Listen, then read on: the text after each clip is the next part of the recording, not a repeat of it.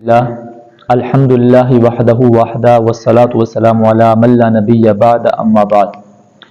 آج میں جس ہستی کا عشق رسول اور اتباع سنت ذکر کرنے لگا ہوں، کسی نے ان کو شیخ العالم کہا، کسی نے ان کو علم کا کٹھلا کہا، کسی نے ان کو علم کا ایسا سمندر کہا جس کا کوئی کنارہ نہیں، اور ہندوستان کے مسلمانوں نے جن کو شیخ الہند کا لقب دیا، نام ان کا محمود الحسن ہے، لقب شیخ الہند ہے۔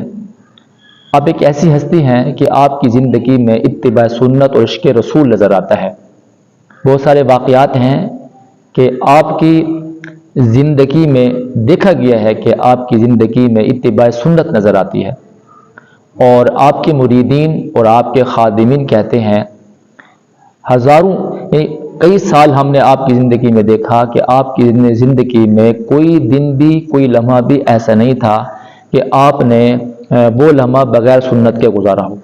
آپ کی خلوت، آپ کی جلوت، آپ کا سفر اور آپ کا حضر، آپ کا گھر میں رہنا، گھر سے باہر رہنا، مدرسے کی زندگی، آپ جس زندگی کے جس پہلو کو دیکھیں اس میں آپ صلی اللہ علیہ وسلم کی سنت پر آپ عمل کرتے ہوئے نظر آتے ہیں۔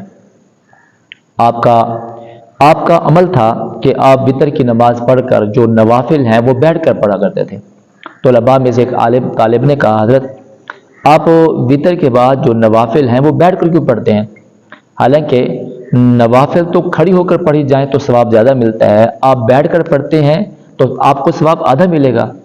تو شیخ الہند رحمۃ اللہ علیہ نے فرمایا، یہ بات بھی میرے نبی کریم صلی اللہ علیہ وسلم سے ثابت ہے، آپ وتر کے بعد بیٹھ کر نوافل پڑھا کرتے تھے، لہذا جو عمل جیسے حضور سے ثابت ہے اس پر ویسے ہی عمل کیا جائے گا۔ اور شیخ الہند رحمۃ اللہ علیہ کا عشق رسول اور محبت رسول یوں نظر آتی ہے کہ آپ کے پاس جب کوئی نیا پھل آتا آپ اسے چومتے، اس کا بوسہ لیتے، اس کو آنکھوں پہ لگاتے، اس کو سر پہ رکھتے اور کسی بچے کو بلا کر اس کو دے دیتے۔ پوچھنے والے نے کہا، حضرت آپ ایسا کیوں کرتے ہیں؟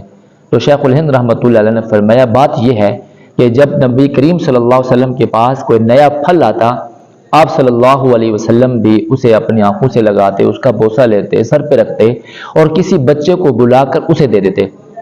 تو میں بھی اتباع سنت میں ایسا ہی عمل کرتا ہوں۔ حضرت شیخ الہند رحمۃ اللہ علیہ کو سرکہ بہت پسند تھا۔ پوچھنے والے پوچھتے، حضرت آپ کو سرکہ کیوں پسند ہے؟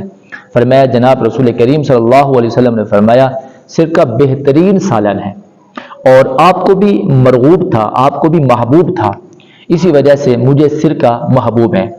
اور آپ کے دسترخوان پر سرکہ ہوتا تو آپ سب سے پہلے سرکہ ہی نوش فرماتے، حتیٰ کہ آپ کے جسم میں پھنسیاں نکل آئیں، اطباء نے، حکیموں نے، ڈاکٹروں نے منع کیا کہ آپ سرکے کو استعمال نہ کریں، لیکن شیخ الہند رحمۃ اللہ علیہ بغیر سنت کے عمل کیے نہ رہ سکتے۔ آپ کے دسترخوان پر سرکہ ہوتا تو آپ اس سرکے کو نوش فرما ہی لیتے۔ اور مزے کی بات یہ ہے، آپ کا عشق یہ ہے، کمال یہ ہے کہ آپ مالٹا کے جزیرے میں ہیں، مالٹا کی قید میں ہیں۔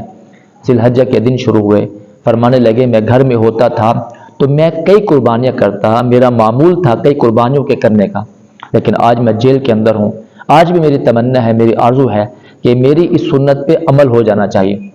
حتیٰ کہ آپ نے جیلر سے بات کی اور ان کو کہا کہ مجھے ایک دمبا چاہیے تاکہ میں سنت رسول کو ادا کر سکوں۔ اس نے کہا ہم 7 گنا آپ سے زیادہ پیسے لیں گے۔ تو شیخ الہند رحمۃ اللہ نے فرمایا، میں 7 گنا دینے کے لیے تیار ہوں۔ آپ نے 7 گنا زیادہ مال دے کر اس سے دمبا خریدا اور 10 ذی الحجہ کی صبح کو آپ نے نعرہ تکبیر بلند کر قربانی کا جانور کو ذبح کیا، اور یہ بتا گیا کہ اگر علوب ہمت ہے تو زندان میں بھی حضور نبی کریم صلی اللہ علیہ وسلم کی سنتوں کو ادا کیا جا سکتا ہے، سنتوں پر عمل کیا جا سکتا ہے۔ میرے بھائیوں، اس کی وجہ کیا ہے؟ وجہ یہ ہے کہ آپ صلی اللہ علیہ وسلم نے فرمایا، جس نے میری سنت کو اپنایا، میری سنت سے محبت کی، اس نے گویا مجھ سے محبت کی، اور جس نے مجھ سے محبت کی کان معیا فی الجنہ، فرمایا وہ میرے ساتھ جنت میں ہوگا۔ تو یہ ہمارے اسلاف تھے، یہ ہمارے اکابرین تھے، یہ ہمارے بزرگ تھے جن کا نام آج ہم لیتے ہیں۔ یہ ان کی زندگی کا ایک باب ہے، عشق رسول اور اتباع سنت۔ اللہ مجھے اور آپ کو عمل کی توفیق عطا فرمائے۔